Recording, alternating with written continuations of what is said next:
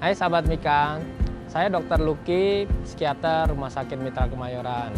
Mungkin teman-teman merasa khawatir datang ke rumah sakit. Sebenarnya rumah sakit itu justru tempat yang paling aman. Mengapa? Karena di rumah sakit menjalankan protokol kesehatan lebih baik. Sehingga ketika kita, teman-teman semua ke rumah sakit, ya, itu yang penting melaksanakan protokol kesehatan, ya, menggunakan masker, menjaga jarak, ya, mencuci tangan, ya.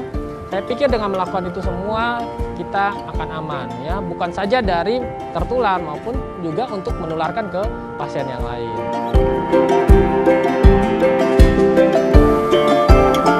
Mungkin ada juga yang berpikir bagaimana kalau kita tunda aja pengobatan ke rumah sakit daripada nanti tertular COVID, ya.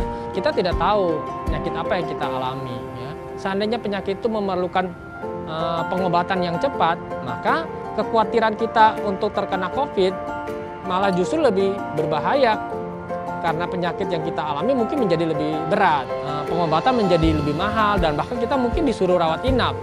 Ya, dengan demikian kita harus lebih bijaksana bahwa penyakit kita harus segera diperiksakan. Berobat saja nggak apa-apa. Jadi dengan demikian jika penyakit bawaannya bisa kita cegah, mungkin ada kekhawatiran, tetapi yang penting kita melakukan protokol kesehatan dengan baik, maka kemungkinan untuk tertular dari COVID resikonya menjadi sangat rendah.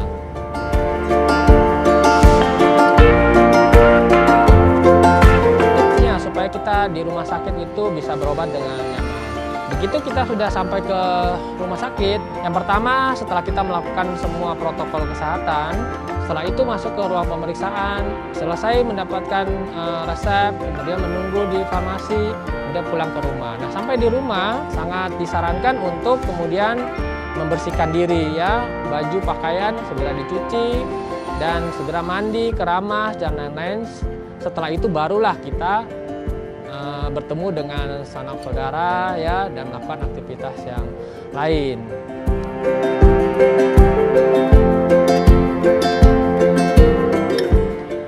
Kekhawatiran yang kita miliki itu sesuatu yang baik sebenarnya. Itu dikaruniakan Tuhan kepada kita. Karena dengan kekhawatiran itu membuat kita melindungi diri kita dari tertular dan melindungi orang, menularkan kepada orang lain dengan mengikuti protokol kesehatan tadi. Orang yang khawatir, maka akan kemungkinan dia yang lebih mematuhi protokol kesehatan dibanding mereka yang tidak khawatir. Yang harus diperhatikan satu yang paling penting adalah kita bisa saja sudah tertular tapi tidak ada gejala.